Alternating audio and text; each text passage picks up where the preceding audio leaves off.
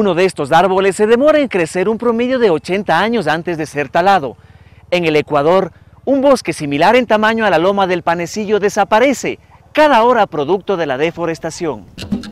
Anualmente el país pierde el 1.5% de sus bosques, es decir, 3 veces más que el promedio mundial. Hace 50 años la mayoría del territorio ecuatoriano estaba cubierta de bosques, pero lamentablemente poco a poco han ido desapareciendo y es principalmente en la región amazónica donde están los últimos bosques nativos. En el límite con el Perú se encuentra el Parque Nacional Yasuní, considerada para algunos científicos como la zona más biodiversa del planeta Tierra, que está protegida por el Estado ecuatoriano y donde está prohibido talar árboles.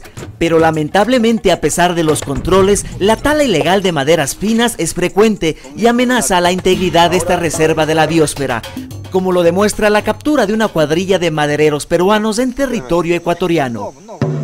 Pero ¿cuál es la importancia de conservar el Parque Nacional Yasuní? Según los científicos, en la última glaciación del planeta, se cree que esta zona no se congeló y se convirtió en un refugio donde sobrevivió mucha de la flora y fauna del planeta. Y al final de la era del hielo, desde el Yasuní se empezó a repoblar la Amazonía. Este parque nacional tiene alrededor de 1 millón de hectáreas y según los últimos estudios es una de las pocas zonas que no se verá mayormente afectada por el calentamiento global.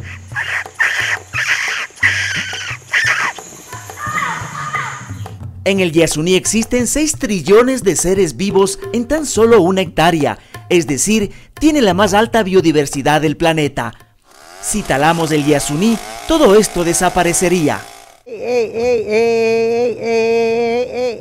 Además hay otro valor del cual no hablamos lo suficiente y es que en el Yasuní hay 2 comunidades en aislamiento voluntario, los Taromenane y los Tagaeri, que son 2 poblaciones de las cuales conocemos muy poco. Lo único que sabemos es que no quieren que se los perturbe. Es por eso que hace 10 años una parte del Yasuní fue declarada zona intangible, pero la ambición de algunas empresas madereras ha promovido la explotación ilegal en esta zona, al ofrecer dinero a algunas comunidades indígenas y a los colonos para que corten los árboles, lo que ha producido en ocasiones violentas reacciones de los grupos no contactados en defensa de su territorio. Como lo sucedido hace 2 años cuando un grupo taromenani lanceó a varios madereros como este, que lamentablemente murió horas después de esta entrevista. Con la lanza todavía atravesada y a punto de salir de su pecho, fue llevado al hospital Eugenio Espejo en Quito, donde lamentablemente dijo sus últimas palabras. Estaba trabajando. Hace una semana, en un operativo del Ejército, la Policía Nacional y el Ministerio del Ambiente, se identificó un campamento maderero en plena línea de frontera con el Perú. Descendieron en la selva para encontrar 19 personas, 17 peruanos y 2 brasileños, entre hombres, mujeres y hasta bebés. Su líder Francisco indicó a las autoridades ecuatorianas el lugar donde estaban los troncos que les había tardado 3 meses en cortar. Fueron decomisadas 240 trozas de madera, principalmente cedro, equivalente a unos 100 árboles, muchos de ellos cercanos a 1 siglo de edad. Los madereros dijeron creer estar en territorio peruano, por lo tanto decían no haber cometido ninguna infracción, ya que en ese país está permitida la tala del bosque en esta zona, pero en el lado ecuatoriano es ilegal. Pero ustedes estaban en territorio ecuatoriano, están al momento en territorio ecuatoriano y están cortando la madera en nuestro área que es Parque Nacional. Entonces por eso ustedes son detenidos. Y con lo único que tenían puesto, en total 8 peruanos fueron trasladados hasta la cárcel de Archidona. Para ellos su detención fue una confusión, ya que aseguraban haber talado en territorio peruano. Pero son quienes con sus manos y motosierras cortan un árbol los principales responsables de la tala ilegal. En realidad esta gente, como siempre lo hemos dicho, no son delincuentes, los madereros son gente necesitada en realidad, es gente de los sectores más pobres del país. Gente que se mueve allá porque ve una oportunidad de por lo menos tener un plato de comida y ganarse unos pocos centavos, y trabajan para intermediarios y para comerciantes que son los que realmente ganan el dinero. Por ejemplo, los 100 troncos incautados en el Yasuní iban a ser vendidos al intermediario a un costo máximo de $10.000, dinero que sería repartido entre los costos de operación y una veintena de madereros, dando un promedio de $300 a cada uno por los 3 meses de trabajo.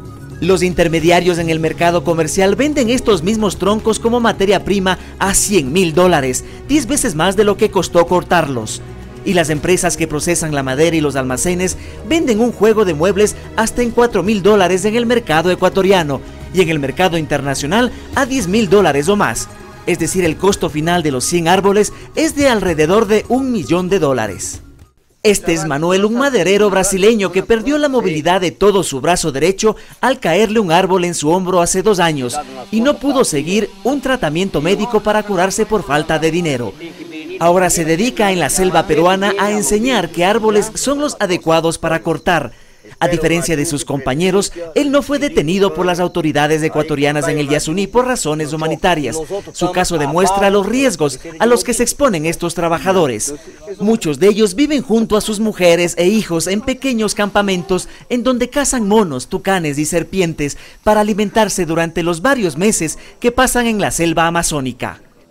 Vinimos hasta el Centro de Rehabilitación Social de Archidona para conocer la historia de estos 8 ciudadanos peruanos presuntamente vinculados con la tala de árboles en el Parque Nacional Yasuní.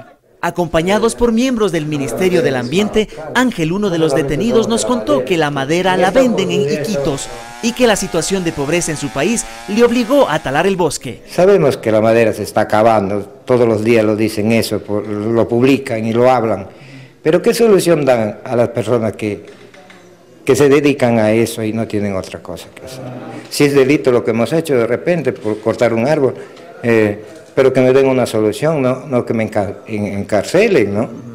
Y nosotros estamos sufriendo sus consecuencias de la falta de trabajo en nuestro país.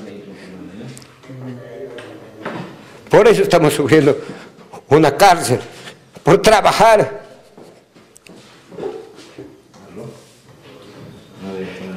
Por no tener de repente dinero para estudiar, ser algo más.